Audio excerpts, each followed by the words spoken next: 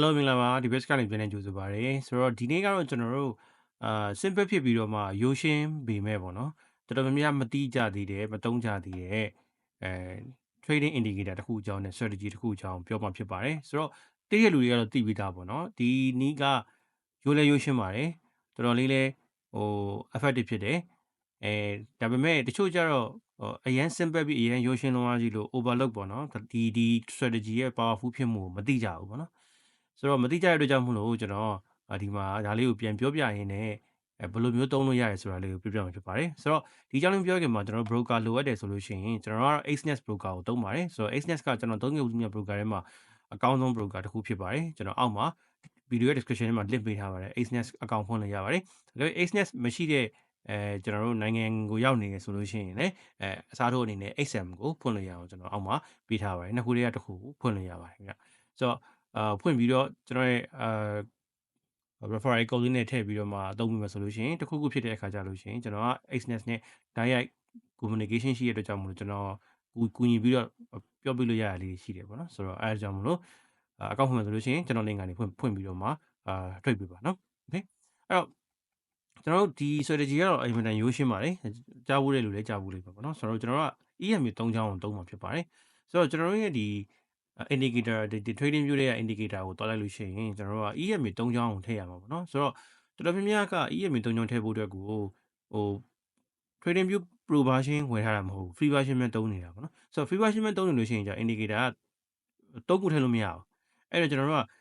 3ခုတော့ရမယ်ထင်တယ်ဒါပေမဲ့တခြားဟာထည့်ထားရဲဆိုလို့ရှိရင်ကတခြားမှာ session လုံးဟာမျိုးတွေပါထည့်နေတယ်ဆိုလို့ရှိရင်အဆင်မပြေတော့ဘူးအဲ့တော့ကျွန်တော်တို့ကဒီမှာ EMA 3ချောင်းပါတယ် 3EMA ဆိုတော့ကျွန်တော်တို့ဒီဟာကိုသုံးပါပေါ့နော်ဆိုတော့ 3EMA က2ခု3ခုရှိပါတယ်ကိုအဆင်ပြေတဲ့ဟာကိုသုံးလို့ရတယ်ကျွန်တော်တို့ဒီအပေါ်တစ်ခုကိုယူလိုက်မယ်နော်ဆိုတော့ဒါမျိုးလေးထွက်လာပြီ 3EMA ဆိုတော့ဘယ်ဘက်ကိုကြည့်လိုက်မယ်ဆိုလို့ရှိရင်ဒီမှာ 3EMA setting ရှိတယ်3EMA ကိုကျွန်တော်တို့ကဘယ်လိုသုံးမှလဲဆိုတော့ကျွန်တော်တို့ပထမတစ်ခုက10ပေါ့နော်ကျွန်တော်တို့အမြန်ဆုံး EMA က10ဖြစ်မယ်ဒုတိယ EMA က20ဖြစ်မယ်နော်ပြီးရင်နောက်ဆုံး EMA က200 200ဒီတိုင်းပဲထားလိုက်မယ် okay ပြီးရင် style ထဲမှာကျွန်တော်တို့မျိုးလုံးထဲမှာမြင်ရတာအဆင်ပြေအောင်ဥပပါပထမဆုံးတစ်ခုကိုကျွန်တော်တို့ကဒီမှာနည်းနည်းအတုံးကြည့်တဲ့ဟာပေါ့နော်ဥပမာအစိမ့်ဖြစ်ဖြစ်ကျွန်တော်တို့မျိုးလုံးထဲမှာမြင်ဖို့အဆင်ပြေမဲ့ဟာအစိမ့်ဖြစ်ဖြစ်ကျွန်တော်တို့ကထားလိုက်မယ်ပြီးရင်ဒုတိယကကျွန်တော်တို့ဒါအနီပေါ့နော်အနီလေးထားလိုက်မယ်ဒုတိယတစ်ခုကကျတော့အကြီးဆုံး EMA သူ့တော့ဒီမှာထင်းအောင်အနက်အောင်အနေနဲ့ထားရင်ထားလိုက်မယ်ပေါ့နော်ကျန်တဲ့ opacity ဘာညာကြိုက်တာပြောင်းလို့ရပါတယ်ကျွန်တော်တို့ဒီမှာဒီဒါကကျွန်တော်ကြည့်ရတာမြင်မှုအတွက်ကိုကျွန်တော်တို့သုံးတာပေါ့ okay ဆိုတော့ okay လောက်မယ်ဆိုလို့ရှိရင်ကျွန်တော်တို့ဒီမှာဒါလေးရနော်အဲ့တော့ကျွန်တော်ရဲ့အရာကနည်းနည်းလေးရောနေတယ်ဆိုတော့ကျွန်တော်ဒီမှာဒါလေးကို link ပေါ်ရောတစ်ချက်ပြောင်းလိုက်မယ်ဒီကောင်အစိမ်းအောင်ပြောင်းလိုက်မယ်နော်ဒါဆိုပို့ပြီးတော့ကြည့်ရပိုကောင်းတယ်နော် okay ဟုတ်ပြီအဲ့တော့ဒီ strategy ကိုဘယ်လိုသုံးမလဲပေါ့နော်ပထမတစ်ချက်ကျွန်တော်200 EMA အကြောင်းပြောမယ်ဆိုလို့ရှိရင်ဒီ EMA တွေအကုန်လုံးက exponential moving average တွေအကုန်လုံးကဒါရှေ့ရကန်တဲ့အချောင်းအရေအတွက်လိုက်တွက်ချက်ထားတာပေါ့နော်ဆိုတော့ဥပမာ10 EMA ဆိုလို့ရှိရင်အခုရောက်နေတဲ့ကန်တဲ့အရှိကန်တဲ့10ချောင်းကိုမူတည်ပြီးတွက်ထားတာ30 EMA ဆိုရင်အချောင်း20ကိုမူတည်ပြီးတွက်ထားတာ200ဆိုလို့ရှိရင်အချောင်း200ကိုမူတည်ပြီးတွက်ထားတာနော်ဆိုတော့ဒါကပထမတစ်ချက်ကျွန်တော်တို့သိရမယ်ကျွန်တော် EMA အကြောင်းနော်ဒုတိယချက်ကကျတော့ EMA ကိုကျွန်တော်တို့က lagging indicator လို့ခေါ်တယ် lagging indicator ဆိုတော့ဘာလဲဆိုလို့ရှိရင်နောက်ကျတယ်ဥပမာ price စီကျွန်တော်တို့အရင်သူ့သွားမဲ့ direction ကိုအရင်သွားတယ်သွားပြီးတော့မှကျွန်တော်တို့ကEMA ကလိုက်တာအဲ့တော့ EMA ဒီ lagging ဖြစ်တဲ့အတွက်ကြောင့်မို့လို့ price ဒီရေတို react လုပ်တဲ့ trending မဟုတ်တဲ့ဒီ ranging market ပေါ့နော်ဒီလိုမျိုးဘေးတိုက်သွားနေတဲ့ ranging market လို့ဟာမျိုးမှာဆိုလို့ရှိရင် EMA ကအလုံးမဖြစ်ဘူးerror ရှိတယ်မှားတတ်တယ်ဥပမာတစ်ပန်းကြည့်ဒီလိုမျိုးအခြေအနေမှာဆိုလို့ရှိရင် EMA တွေရှုပ်ရှက်ခတ်နေတာကိုတွေ့တယ်အဲဆိုရင်ကျွန်တော်တို့ကtrade လို့မရဘူးပေါ့နော်ဆိုတော့အဲ့ဒါကိုကျွန်တော်တို့သတိထားရပါမယ်ဆိုတော့ EMA ဒီ lagging indicator ဖြစ်တယ်နောက်တစ်ချက်ကကျတော့ခုနကပြောတဲ့ EMA ဒီ trending market မှာပဲအသုံးဝင်တယ် ranging market မှာအသုံးဝင်ဘူးအဲ့ဒါကိုကျွန်တော်တို့သတိထားရမယ်အဲ့တော့အကောင်းဆုံးအကြံပေးချင်တာကတော့ကျွန်တော်တို့ EMA ကိုဘယ်လိုသုံးရမလဲဆိုလို့ရှိရင် EMA 3ချောင်းထည့်ပြီးသွားလို့ရှိရင်ကျွန်တော် market တစ်ခုကိုဖွင့်လိုက်ဥပမာဒါဆိုရင် GBP USD 4 hour market ကိုကျွန်တော်ဖွင့်ထားတာပေါ့နော် check ကိုဖွင့်ထားတာ ဆိုတော့ market ကိုဖွင့်လိုက်လို့ရှိရင်ကြည့်လိုက်တာနဲ့ EMA ဒီရှင်းရှင်းလင်းလင်းဖြစ်နေတယ် EMA နဲ့ price ဒီလိုရှုပ်ရှုပ်ထွေးထွေးမဖြစ်ဘဲနဲ့ကြည့်လိုက်တာနဲ့အော်ရှင်းနေပါလားဟိုတစ်ဖက်ဖက်ကိုသွားနေပါလားပေါ့နော်ဒီလိုအခြေအနေမျိုးသွားနေဒါမှမဟုတ်ဒီလိုအခြေအနေမျိုးသွားနေတစ်ဖက်ဖက်ကိုသွားနေပါလားဆိုတာကိုတေချာတဲ့ဟိုရှင်းနေတဲ့ market မှာပဲသုံးနေခြင်းတယ်နော်အဲ့တော့ဥမာဖွင့်လိုက်တယ်ရှုပ်နေတယ်ဆိုရင်အဲ့ချက်ကိုဟိုဒါမျိုးဆိုနည်းနည်းရှုပ်တယ်ဒါဆို EMA နဲ့ပတ်သက်ပြီးတော့မကြည့်တော့ဒီမှာဒါဆိုနည်းနည်းရှုပ်ဒီနေ့ဆိုရှုပ်နေတယ် EMA နဲ့ပတ်သက်ပြီးမကြည့်တော့နော်ဒီမှာဒါဆိုနည်းနည်းလေးရှုပ်တယ်ဆိုတော့ရှင်းတယ်ဆိုတော့ခဏခဏပြောရဲဒီကြည့်တဲ့တဲ့အော်ဒီမှာဟုတ်လားဒီလိုရှင်းရှင်းလင်းသွားတယ်ဒါဆိုရင် EMA နဲ့ပတ်သက်ပြီးတော့ဆက်ပြီးတော့သုံးမယ်ပေါ့နော်ဆိုတော့ဒါကဟို EMA ကိုသုံးနေခြင်းတဲ့ပုံစံပေါ့ Okay အဲ့တော့ဘယ်လိုသုံးမလဲပေါ့နော်ဆိုတော့ပထမတစ်ချက်က EMA ဒီ200 EMA အကြီးကိုကြည့်မယ်ဆိုလို့ရှိရင်200 EMA ရဲ့အပေါ်မှာ price ကရောက်နေတဲ့အချိန်တွေမှာကျွန်တော်တို့ဒီ buying opportunity တွေကိုပဲရှာမယ်ကျွန်တော်တို့ဒီဝယ်ဖို့ပဲကြည့်မယ်ဒီ EMA 200အပေါ်မှာရောက်နေတဲ့အချိန်မှာ200 EMA ရဲ့အောက်မှာဒီလိုရောက်နေတဲ့အချိန်မှာကျွန်တော်တို့က sell trade တွေကိုပဲရှာမယ် sell opportunity ကိုပဲကြည့်မယ်ဟုတ်ပြီနော်ဆိုတော့ဒါ200 EMA ကိုသုံးပြီးတော့မှ trend ကိုသုံးတာပေါ့နော် trend ရှာတာဟုတ်ပြီဒုတိယတစ်ချက်က cross ဆိုတော့ EMA cross ဒါတော်တော်များများကြားဖို့လိမ့်မယ်နော်ကျွန်တော်ပြန်ပြောပြပေးမယ်ဆိုတော့ EMA cross ကဘာလဲဆိုလို့ရှိရင်ဒီလိုမျိုး EMA 10ရှိတယ်ပြီး EMA 20ရှိမယ်ဆိုတော့ EMA 20ကအပေါ်ကနေဒီလိုသွားနေတဲ့အချိန်မှာ EMA 10ကအောက်ကနေလိုက်လာပြီးတော့ဒီလိုမျိုးအပေါ်ကနေလို့ဖြတ်တယ်ဒီလိုအချိန်တွေမှာဒီလို cross တာပေါ့နော်ဆိုတော့အဲ့လိုမျိုးဘယ်လိုခေါ်လဲဆိုလို့ရှိရင် golden cross လို့ကျွန်တော်တို့ခေါ်တယ်ဘာလဲဆိုလို့ရှိရင်အဝယ်ပေါ့နော်အဝယ်ကြည့်ရမယ်အချိန် okay ဆိုတော့အဲ့လိုမဟုတ်ဘဲနဲ့ EMA ဒီမှာ EMA 200အော်20 EMA ကအောက်ကသွားနေတယ်10 EMA အပေါ်ကလာပြီးဒီလိုမျိုး20ကိုဒီလိုအပေါ်ကနေအောက်ကိုဖြတ်ချရတယ်ဒါမျိုး cross ဆိုလို့ရှိရင်เนาะ dead cross လို့ခေါ်တယ်ဒါဆိုရင်ကျွန်တော်တို့ကအယောင်ကြည့်ရအဲ့တော့ဒီတိုင်းကျွန်တော်တို့အခုကျွန်တော်ပြောခဲ့တဲ့အတိုင်းကြည့်မယ်ဆိုလို့ရှိရင်ကျွန်တော်ဘာလုပ်ရမလဲဆိုတော့ sorry ဘာလုပ်ရမလဲဆိုတော့ဒီမှာ200 EMA ရဲ့အပေါ်မှာဒီ golden cross ဖြစ်တဲ့10က20ကိုအောက်ကနေဖြတ်တာကိုပဲရှာမယ်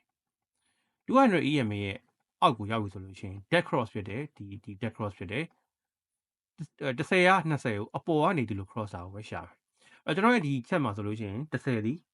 အဝါဖြစ်တယ်20ဒီအစိမ်းဖြစ်တယ်เนาะအဲ့တော့ကျွန်တော်ဘာကိုကြည့်ရမလဲဆိုလို့ရှိရင်အဝါဒီအစိမ်းကိုအောက်ကနေအပေါ်ကိုဖြတ်ရင်ဒါဒီbuying signal ဖြစ်တယ်အပေါ်ကနေအောက်ကိုဖြတ်ရင်ဒီမှာအပေါ်ကနေအောက်ကိုဖြတ်ရင် sell signal ဖြစ်မယ်ဟုတ်ပြီအဲ့ဒါဒီဘယ်အချိန်မှာဖြစ်ရမလဲဆိုလို့ရှိရင်200 EMA ရဲ့အပေါ်ဆုံးအောက်မှာဖြစ်ရမယ်เนาะဒီမှာကျွန်တော်တို့ bullet trading setup တခုကိုကျွန်တော်ကြည့်မယ်ဆိုလို့ရှိရင်ဒီမှာ200 EMA တွေ့နေမယ်200 EMA ရဲ့အပေါ်မှာရောက်နေကျွန်တော်က buying opportunity ကိုရှာမယ်ဟိုဒီမှာ price ဒီလိုမျိုးအောက်ကိုကျသွားပြီးတဲ့အချိန်မှာဒီမှာကြည့်လိုက်အဝါ10 EMA ကအစိမ်း20 EMA ကိုအောက်ကနေအပေါ်ကိုဒီနေရာမှာဖြတ်လိုက်တာတွေ့တော့မယ်ဒီမှာဖြတ်လိုက်တယ်နော်โอเคဒါဆိုရင်ဒီလိုဖြတ်လိုက်တာဖြစ်တဲ့ကြောင့်ကျွန်တော်တို့ကဒါဒီ golden cross ဖြစ်တယ်အဲ့လိုဖြတ်ပြီး candle ပိတ်သွားပြီးဒီ cross မှာ candle ပိတ်သွားပြီဆိုလို့ရှိရင်ကျွန်တော်တို့ကဒီမှာ buy trade တစ်ခုဝင်လို့ရပြီနော်အဲ့ဒါဝင်လို့ရပြီအနည်းဆုံး 2hour ကိုကျွန်တော်တို့ target ထားပါမယ်2hour target ထားပါမယ် stop loss ကိုဘယ်နှမ်းမှထားမလဲ stop loss ထားမယ့်နေရာကကိုယ့်ရဲ့ risk အပေါ်မှာ risk ဘယ်လောက်ယူနိုင်စွမ်းရှိလဲပုံမှာမူတည်တယ်အဲ့တော့ risk အယူနိုင်ဆုံးသူကဒီ EMA cross အောက်နားမှာထားလို့ရတယ်ဒါ risk အယူနိုင်ဆုံးလူ okay အဲ့ဒါဆိုရင် stop loss ထိနိုင်ရင် chance ကပိုများတယ်ဒါပေမဲ့TP ထိနိုင်ကြီးကလည်းပိုပြီးတော့များတယ်ဘာလို့လဲဆိုတော့သူကဟိုစောထိသွားမှာမဟုတ်လို့ပေါ့နော်အကယ်၍ risk ကိုယ့်ရဲ့ risk ယူနိုင်စွမ်းကနည်းနည်းပိုပြီးတော့မှနည်းတယ်နည်းနည်းအဲ့လောက်ကြီးကပ်ပြီးမထားရဲဘူးဆိုလို့ရှိရင်ဘာလုပ်လို့ရလဲဆိုတော့ဒီ candle ဒီ EMA အောက်မှာရှိတဲ့ candle ဒီ trade စကြီးတွေ candle ရဲ့ဒီလိုမျိုးအဆုံးအောက်မှာထားလို့ရတယ်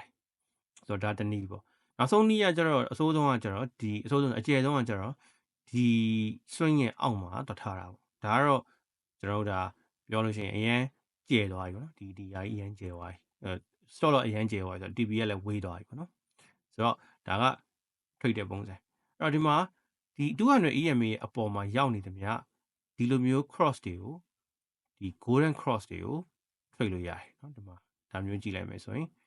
ဒါကျွန်တော်တို့ခုနကလို့ဒီလိုကတ်ထားရလို့ stop loss ထိသွားမယ်တွေ့လား ဒီအောက်ထိထားတဲ့လူကတော့ stop loss မထီဘူးသူကတော့ဒီမှာ TP ထိနိုင်ရှိတယ်နော်ဆိုတော့ဒါက golden cross ရဲ့ပုံစံဟုတ်ပြီအဲ့တော့ကျွန်တော်တို့သူ့ရဲ့ပြောင်းမြန်ပေါ့နော် short trade ကကြတော့200 EMA ရဲ့အောက်မှာဒီမှာကြည့်လိုက်မယ်ဆိုလို့ရှိရင်30ဒီ20ကိုအပေါ်ကနေဖြတ်ပြီးတော့ဟုတ်တာကျွန်တော်ဒီကောင်ကို visual order ကိုရှေ့ကိုတင်လိုက်မယ်ဒါဆိုပို့ပြီးတော့မြင်ရမှာဟုတ်လားအဝါရောင်လေးကအစိမ်းရောင်အပေါ်ကနေဒီလိုမျိုးဖြတ်လာတယ်ဒီမှာဒီနေရာမှာ cross ဖြစ်သွားတာကိုတွေ့လိမ့်မယ်ဒီမှာ cross လာတွေ့လိမ့်မယ်နော်ဆိုတော့ဒါဒီကျွန်တော်တို့ dead cross ဒီ200 EMA အောက်မှာဖြစ်တဲ့အတွက်ကြောင့်မို့လို့ကျွန်တော်တို့ကဒီ dead cross ပြီးတာနဲ့ကျွန်တော်ဝင်လို့ရတယ်ဆိုတော့ဒီကန်ထဲမှာဝင်မယ်ဒီကန်ထဲမှာဒါဆိုအရင်ကြီးနေလားအရင်ကြီးနေဆိုကျွန်တော်တို့ကနည်းနည်းညံသုံးပြီးဝင်ရမှာနော်ဒါဆိုအရင်ကြီးတဲ့အတွက်ကြောင့်ကျွန်တော်တို့ကတက်ဝက်လောက်မှာ50%လောက်ကနေဖြတ်ဝင်ပို့ပြီးတော့ကောင်းတဲ့ risk and reward ကိုရလိမ့်မယ်မဟုတ်ရင်ကျွန်တော်တို့ဒီအောက်ထိဆိုဟိုအဝေးသွားမှာကျွန်တော်တို့က TP ထိတော့မှာဆိုတော့အဲ့လိုတော့ရှိမယ်ဒါကတော့ entry အပိုင်းမှာပြောရမှာပေါ့နော်ဆိုတော့ဒီအောက်မှာ golden cross တွေတွေ့လိမ့်မယ်မဝင်ဘူး dead cross တွေကိုပဲကျွန်တော်တို့ကဝင်မယ် okay ဒီမှာ dead cross တွေကိုကျွန်တော်တို့ကဝင်မယ်ဟုတ်ပြီဒီမှာတွေ့လား2ကတခါရဲတန်းပြီးရတွေ့မယ်ဒီမှာဆိုလဲ dead cross တခုအဲ့တော့ကျွန်တော်တို့က trade ဒီ trending တခုသွားနေတဲ့အချိန် trend တခုသွားတဲ့အချိန်မှာကျွန်တော်တို့က trade multiple trade ရနိုင်တယ် trade 5ခု6ခုလောက်ကျွန်တော်တို့ရနိုင်တယ်เนาะဆိုတော့ဒါဒီခုနကျွန်တော်ပြောတယ်crossing strategy ပေါ့နော်ဆိုတော့ဒီလို market အခြေအနေမှာကျွန်တော်ဒီလို market အခြေအနေမှာကျွန်တော်တို့ trade လို့မရအောင်เนาะ trade လို့မရအောင်အဲ့တော့ကျွန်တော်အကြံပေးချင်တာတော့ဒီလို market အခြေအနေရောက်နေလားမရောက်နေလားကိုကျွန်တော်ဘယ်လိုသိနိုင်မလဲပေါ့နော်ဆိုတော့အရင်ဆုံးကျွန်တော်ဘာလုပ်ရမလဲဆိုလို့ရှိရင် ချက်ကိုဖတ်ခနဲ့ကြည့်လိုက်တာ ਨੇ ဒီလိုမျိုးလုံးနေတယ် EMA နဲ့ price ကဒီလိုလုံးနေဆိုမဝင်သေးနဲ့အောင်သူ့ကိုကျွန်တော်တို့ဘာလို့ထားလို့ရလဲဆိုလို့ရှိရင်ဒီလိုမျိုးအပေါ်အောက် boundary တခုပေးထားပြီးတော့စောင့်ကြည့်လို့ရတယ်အဲ့ boundary တွေကထွက်သွားတယ်ပထမဆုံးထွက်သွားပြီးတော့ပထမဆုံး cross ရှိတယ်ပထမဆုံး cross ကိုကျွန်တော်တို့ကရှောင်လိုက်လို့ရတယ်ပထမဆုံး cross ကိုဒုတိယ cross ကြမှာကျွန်တော်တို့ကစပြီးတော့ဒါဆိုပထမ cross ကိုရှောင်လိုက်ပြီဆိုလို့ရှိရင်ဒုတိယ cross ဖြစ်ပြီဆိုလို့ရှိရင်ကြတော့ဒါ trending ဒီတော့တည်ရတော့ရှိသွားပြီဆိုတော့အဲ့လိုမျိုးဒုတိယ cross ကနေစဝင်လို့ရတယ်ဒါပေမဲ့ပထမ cross ကိုကျွန်တော်လွတ်သွားမှာပေါ့နော်အဲ့လိုမှမဟုတ်ဘဲနဲ့ဒီလိုမျိုးဘောင်ဆွဲထားကြတဲ့အပြင်ထွက်ကြတဲ့ကပထမ cross ကြတဲ့ကလိုက်ဝင်ခြင်းနဲ့ဝင်လို့ရတယ်ဒါ risk တော့ပိုများတာပေါ့နော်ဆိုတော့ကြံပေးနေတာကတော့ market တစ်ခုကိုဖွင့်လိုက်ပါပြီးရင်ဒီမှာကြည့်လိုက်ပါဘေးတိုက်သွားနေတယ် price နဲ့ EMA နဲ့လုံးနေရဆိုလို့ရှိရင်မဝင်သေးပါနဲ့ဒီမှာကြည့်မယ်ကျွန်တော်ပြဒါဆိုရင်ဒီမှာဒီလိုအချိန်ဒီမှာဆိုဒါ trending သွားနေတည်ကြတယ်ဒီမှာအခုအချိန်နေဆိုလို့ရှိရင်ကျွန်တော်တို့ဒီမှာဘေးတိုက်ဒီမှာတအားလုံးလာအဲ့လိုလုံးနေတဲ့အချိန်မှာဆိုကျွန်တော်တို့မဝင်သေးနဲ့ဟုတ်အပြင်ကိုဒီလိုမျိုးထွက်သွားတာတေးကြပြီ trend သွားတာတေးကြပြီဆိုမှကျွန်တော်တို့ကဝင်နေတာပေါ့နော်ဆိုတော့ဒါကsafe ဖြစ်တဲ့နီလန်ပေါ့နော် okay အဲ့တော့ဒီ cross ကတချို့လည်းတော်တော်များများသိကြပြီးသားဖြစ်လိမ့်မယ်ဒါပေမဲ့မသိတဲ့တွေလည်းရှိတယ်ပေါ့နော်အဲ့တော့ကျွန်တော်ဒီနေ့ဒီမှာ indicator တစ်ခု strategy တစ်ခုအနေနဲ့ပြောပြပေးတာဖြစ်ပါတယ်ဆိုတော့ဒီဗီဒီယိုကြည့်ပြီးသူများကြီးတင်ပါတယ်ကျွန်တော်တို့ XNET account ဖွင့်နေတယ်ဆိုလို့ရှိရင်ဒါမှမဟုတ် broker account တခြား broker လုပ်ရဆိုလို့ရှိရင်လည်းအောက်မှာကျွန်တော် link လေးပေးထားပါတယ်အဲ့ဒီကနေဖွင့်လို့ရပါတယ်เนาะဆိုတော့ကျေးဇူးတင်ပါတယ်ငွေဝင်တဲ့နေ့လေးဖြစ်ပါစေ